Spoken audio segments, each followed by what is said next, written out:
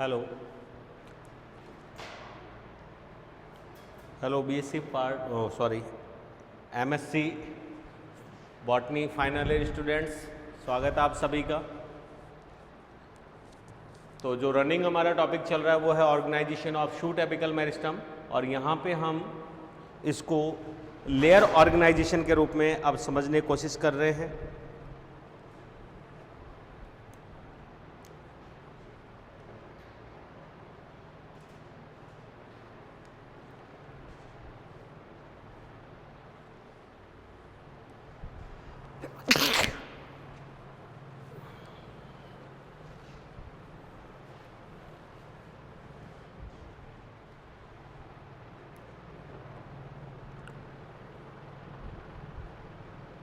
Different type labs पे आने वाली theories.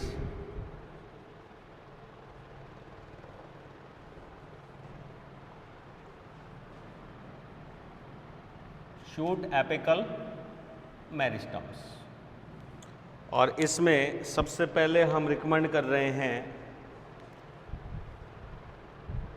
First is apical cell theory.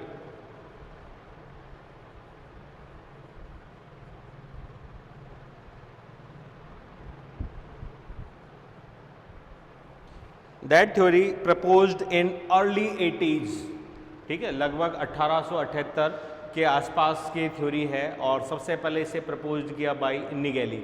अगर हम उस वक्त की बात करें तो बहुत ज़्यादा क्रिप्टो गेम्स का विवेचन या एक तरीके से डाइवर्स हैबिटेट्स का उल्लास नहीं हुआ था। पूरी तरीके से हमारे पास एडवांस टेक्नोलॉजीज़ या एनाटॉमिकल जो टूल्स थे वो हमारे पास पूरी तरीके से ज्ञात नहीं थे। तो अपने ही बेसिक जो कंपोनेंट्स थे उन्हीं के बेस पे उन्होंने जो है इन थ्योरीज का प्रतिपादन किया। तो यहाँ पे हम नाम दे सकते हैं उस सम्मानित साइंटिस्ट का, that is निगेली।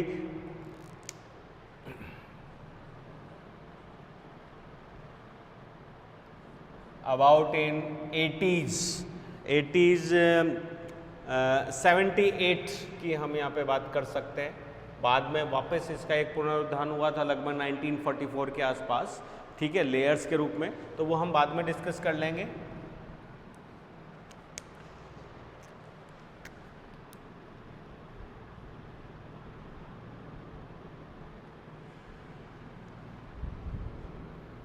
Apical cell theory, ठीक है।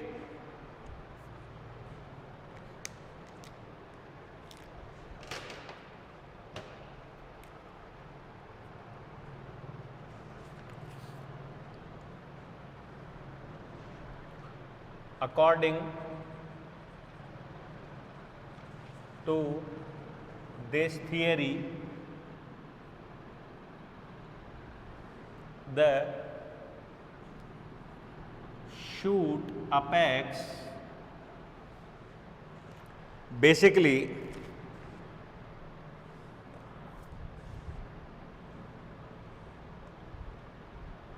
consists of क्या बोलते हैं, single tetrahedral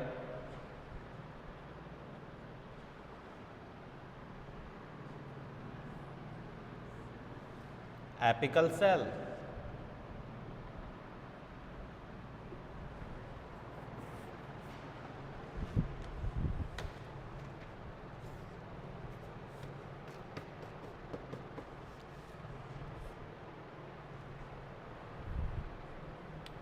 Generally,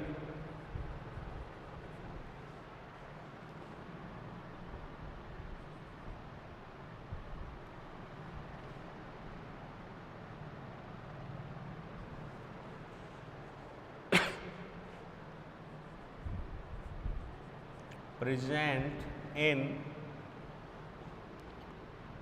cryptogamous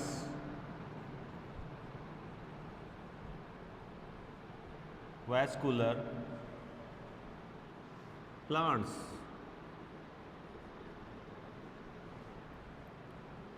pteridophytes।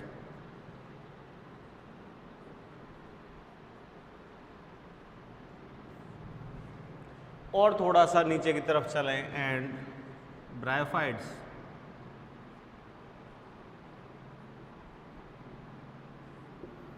तो ब्रायोफाइट्स को हम वेस्कुलर प्लांट्स नहीं कह सकते, टेडोफाइट्स में स्टीलर सिस्टम है इसलिए हम कह सकते हैं। तो ब्रायोफाइट्स में भी अगर अपन बात करें तो इसी तरीके की शीर्षस्थ वृद्धि देखने को मिलती है। टेडोफाइट्स में भी सेम शीर्षस्थ वृद्धि के समान ही यहाँ पे जो है वो संरचना देखने को मिल रही है। ठीक है, तो यहाँ पे हम कह सकते हैं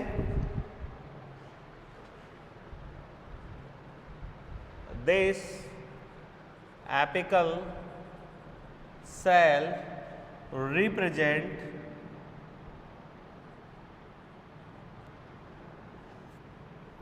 as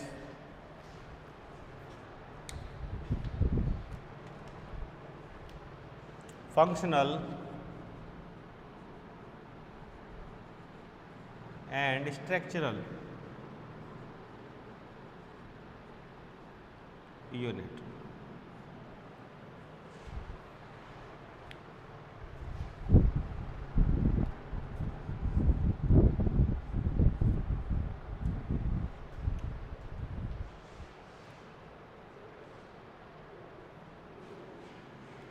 of apical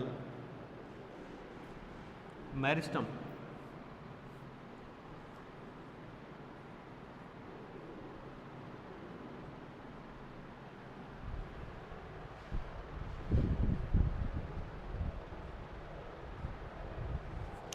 ठीक है, नेक्स्ट हम यह कह सकते हैं द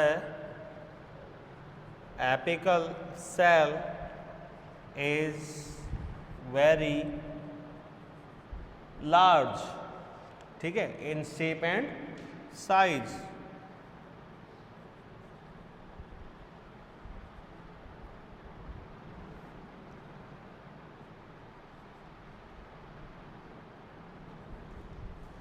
एंड शेप के लिए अगर अपन बात करें तो शेप लाइक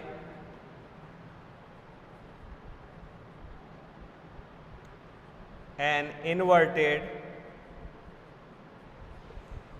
pyramids।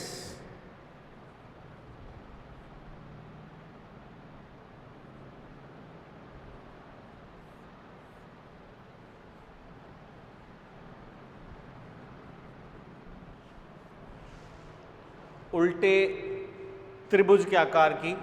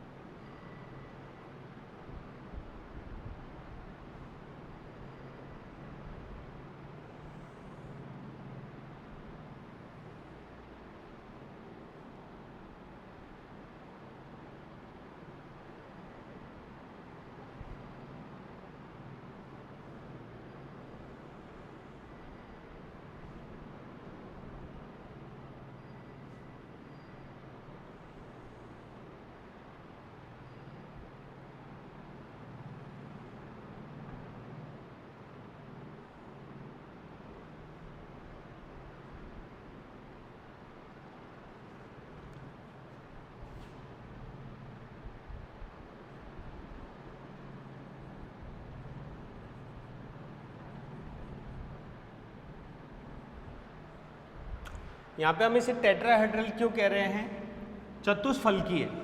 चतुष्फलक इसलिए कह रहे हैं कि अगर अपन इसको ऊपर से देखें तो जैसे अगर अपन इसको सेल माने तो किस तरीके से इसका विभाजन है, देखो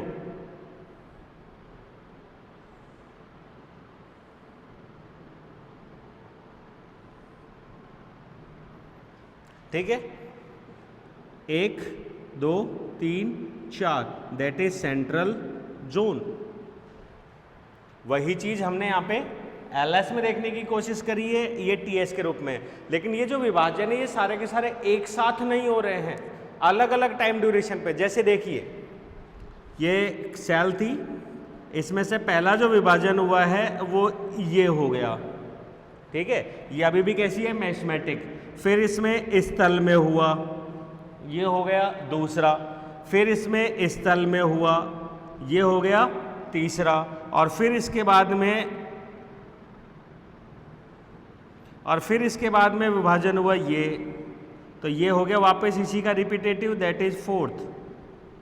तो इस तरीके से 1 2 3 4 और सेंट्रल सेल अभी भी वैसी की वैसी है, और फिर इसमें वापस वही विभाजन परिलक्षित होंगे जो पहले हो चुके हैं। तो लगातार इनिशिएशन इसके अंदर चलता रहता है, तो इसको हम एपिकल इनिशिएटिंग सेल भी कह सकते हैं। That is also known as shoot apex की consist of single tetrahedral apical cell, और हम इसे एक नाम और दे सकते हैं, that is also known as apical meristem.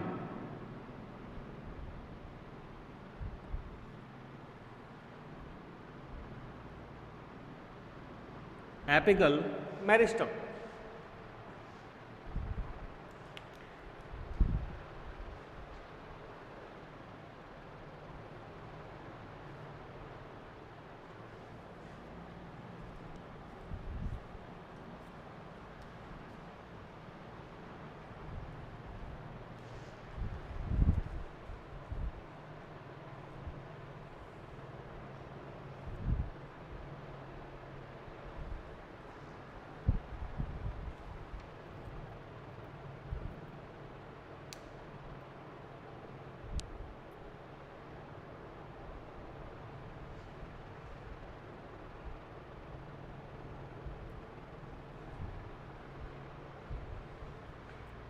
ठीक है, तो अगर अपन यहाँ पे बात करें इस डायग्राम से ही, तो जो इसकी साइड कटिंग सेल्स हैं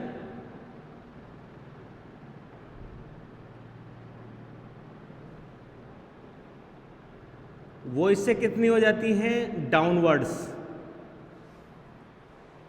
ठीक है, और ये कैसी रहती है, अपवर्ड। तो एपिकल सेल सदैव ऊपर और अपवर्ड पोजीशन में,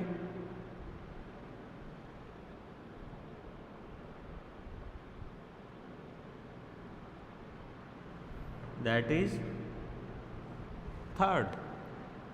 उल्टा कर देते हैं इसको, 1 2 3, 1 2 3, that is central apical cell. Central zone नाम दे देते हैं, इतनी देर से हम सेंट्रल जोन की बात कर रहे थे। ठीक है, इस तरीके से।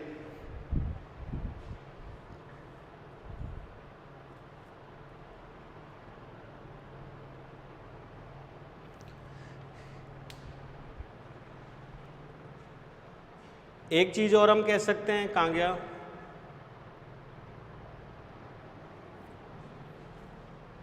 यहीं पे लिख देते हैं। ये जो इसमें विभाजन हो रहा है इसको हमने कैसे ड्रॉ किया, एसिमेट्रिकल। ये देखिए, दैट इज एसिमेट्रिकल।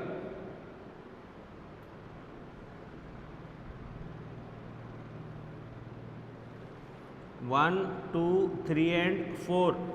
ठीक है, एसिमेट्रिकल, केंद्र से होकर नहीं गुजर रही है, कोशिकाएं छोटी बड़ी हैं, तो इसको भी हम लिख लेते हैं यहाँ पे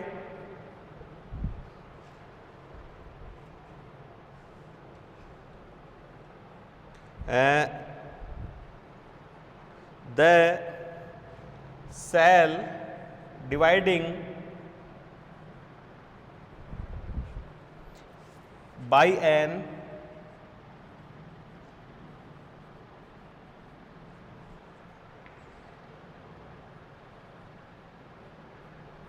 asymmetric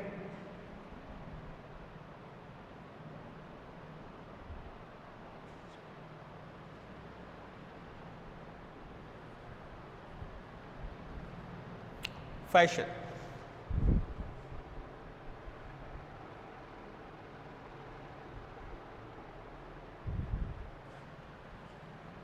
And the next division is also asymmetric.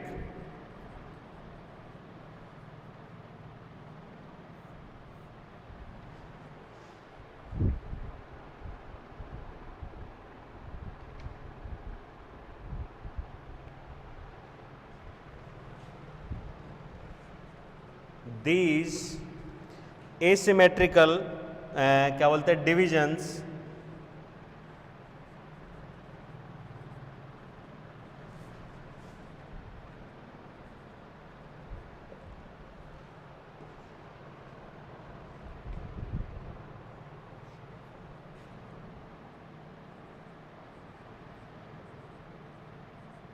repeat downwards and the main central cell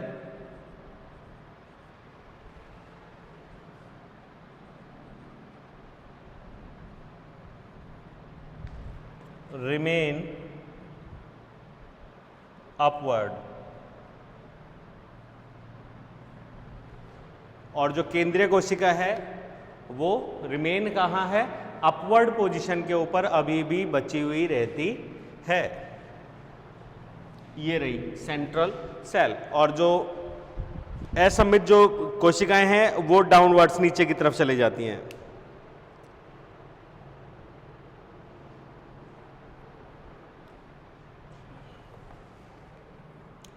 These downwards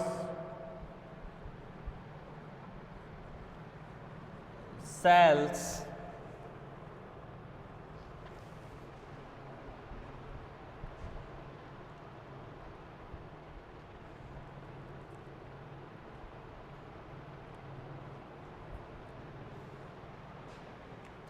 differentiate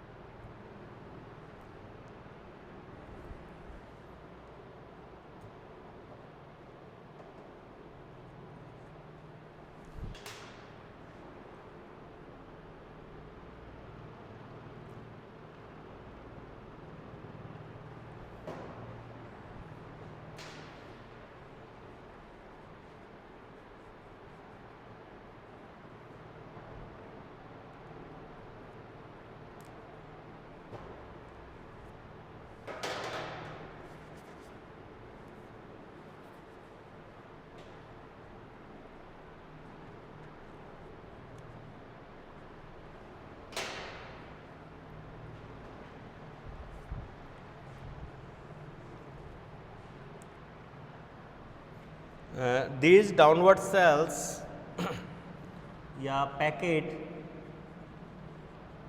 of cells differentiate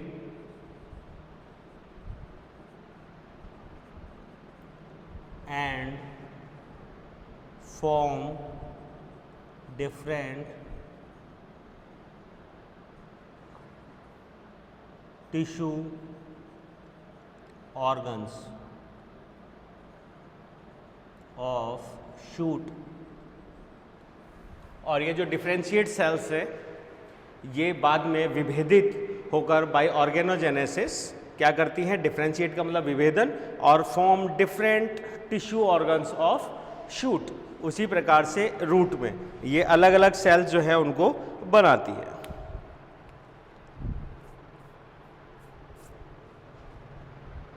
ठीक है, तो शुरू में इस अभिधारणा को मान लिया गया, कोई दिक्कत नहीं है, लेकिन बाय द एडवांस स्ट्रेटजीज या थियरीज, ठीक है, या on the basis of advance technology, जब नई शुरुआत हुई तो उसमें ये देखा गया कि जो एपिकल सेल थियरी है वो केवल और केवल लोअर क्रिप्टोगेम्स तक ही बिलोंग करती है, टू टेरोडोफाइट्स एंड ब्रायोफाइट्स।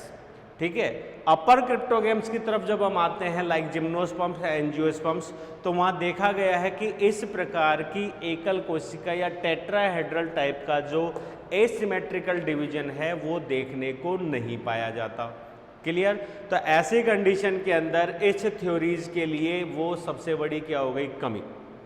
दूसरा, एकल कोशिका से सारी कोशिकाएं बन रही है, वो लाइन तो हमको समझ में आ रही है। इसी से पूरे पादप की जेनेटिकली जो अप्रोच है वो क्या हो जाती है, एक तरीके से होमोजीनस टाइप में, कोई समस्या नहीं है, जेनेटिकली भी सेम आ गई, एक ही कोशिका से सभी कोशिकाओं का बनना तय हो रहा है। लेकिन एपिकल सेल थ्योरी जो है वो डिविजिंग केवल सॉफ्ट कंडीशन में और लोअर क्रिप्टोगेम्स तक ही सीमित है। हायर्स के अंदर जो है वो ऑर्गेनोजेनेसिस बहुत ज़्यादा एडवांस है और हर ऑर्गन के डेवलपमेंट के लिए एक निश्चित इनिशियल सेल की आवश्यकता होती है, जो कि ये थ्योरी नहीं समझा सकती। तीसरी, इसी के बाद में एक और थ्योरी आ गई बाय हैंस्टीन, हिस्टोजन थ्योरी। उन्होंने अपने लेयर स्ट्रेटिफिकेशन के द्वारा इसको एक तरीके से संदमित कर दिया और वहाँ के बाद ये थ्योरी जो है ये केवल और केवल लोअर क्रिप्टोगेम्स वेस्कुलर प्लांट्स तक ही सीमित रह गई। उसके बाद हम इस थ्योरी को जो है वो ज़्यादा नहीं डिनोट कर सकते। तो हम कह सकते हैं कि that theory is suppressed by the Hainstein histogen layer theory।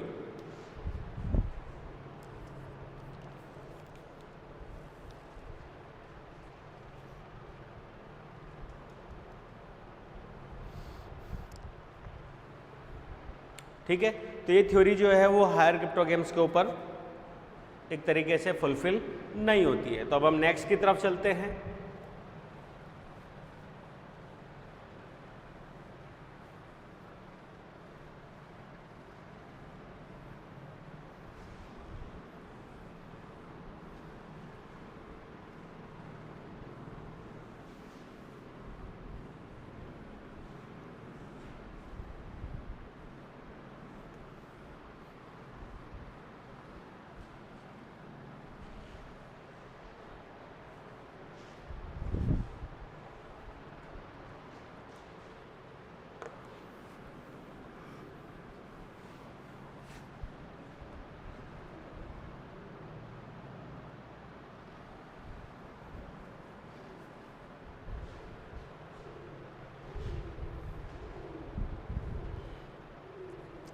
Diagrammatically वैसे मैंने आपको समझा दिया था, लेकिन अगर हल्का सा अगर अपन इसी थ्योरी का डायग्राम्स की भी बात करें तो ये इस तरीके से है।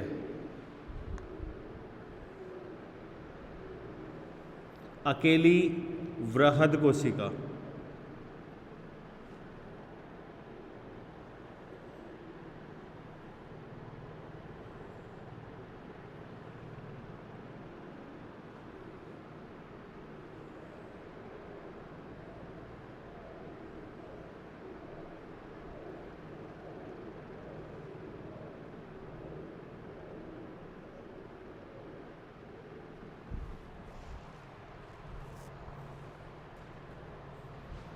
इस कोशिका को थोड़ा सा अगर अपन एनलार्ज बनाएं समझने की दृष्टि से, ये बड़ी बना देता हूँ ताकि हम इसे आसानी से समझ पाए।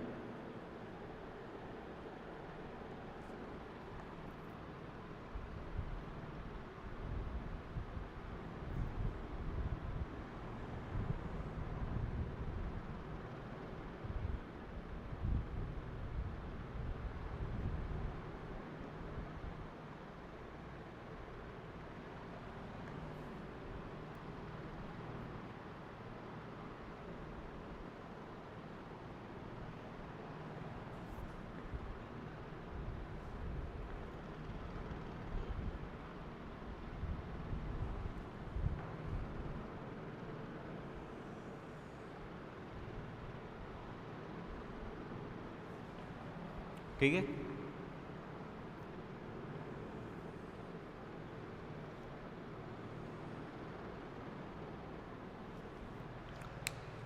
इसे प्लेन्स में समझिए। जैसे ये सबसे पहले कटी थी ये कोशिका, एक एक करके कट रही है, तो धीरे धीरे इसमें और वर्टिकल एंड ट्रांसवर्स सेक्शंस देखने को मिल रहे हैं।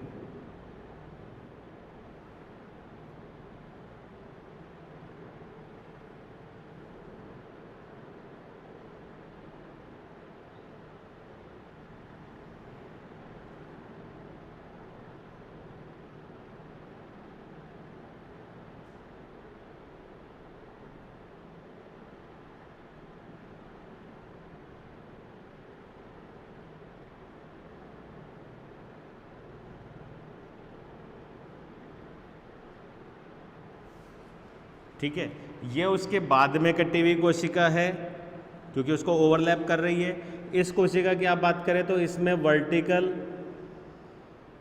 एंड हॉरिजेंटल सेक्शंस की अगर आप बात करें तो आपको उसकी तुलना में कम मिलेंगे क्योंकि डिफ्रेंशिएट हो रही है लेकिन धीरे धीरे।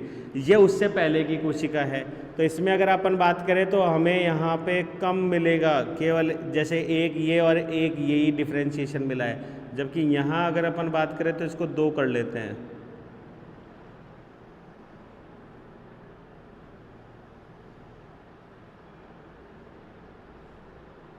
ठीक है, और यहाँ अपन बात करें तो बिल्कुल भी डिफ्रेंशिएट नहीं है अपनी मातृ कोशिका के समान। तो ये है इसमें डिफ्रेंशिएशन प्लेन्स, और उसके बाद इसको चारों तरफ से सेल्स द्वारा, छोटी बड़ी कोशिकाओं द्वारा क्या कर लिया जाता है, घेर लिया जाता है। तो ये एक्चुअली में घेरा नहीं है, ये अब सेल्स जो हम देख रहे हैं यहाँ पे ये डिफ्रेंशिएट हो चुकी हैं।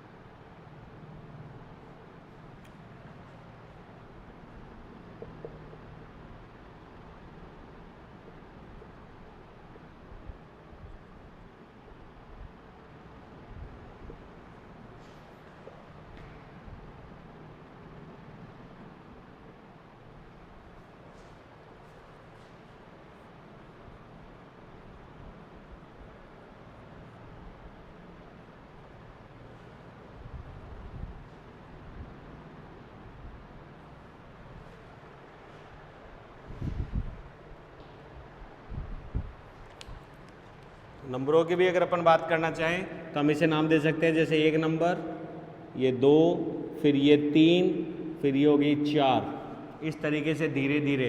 और अब जैसे इसके बाद यहाँ पे जो डिवाइडिंग प्लेन आएगा वो ये वाला आएगा, ठीक है, फिर ये वाला आएगा। इस तरीके से लगातार डिवाइडिंग होती रहती हैं एसिमेट्रिकली। नेक्स्ट हम यहाँ पे बात करते हैं अब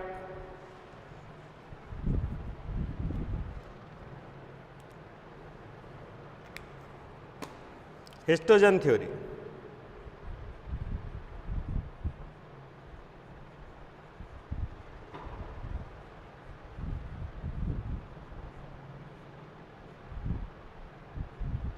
हिस्टोजन का मतलब होता है स्ट्रेटिफिकेशन या लेयर्स। ये सबसे पहले प्रपोज की गई बाई हैंस्टीन, जिसके आसपास का ही टाइम है, लगभग 1868।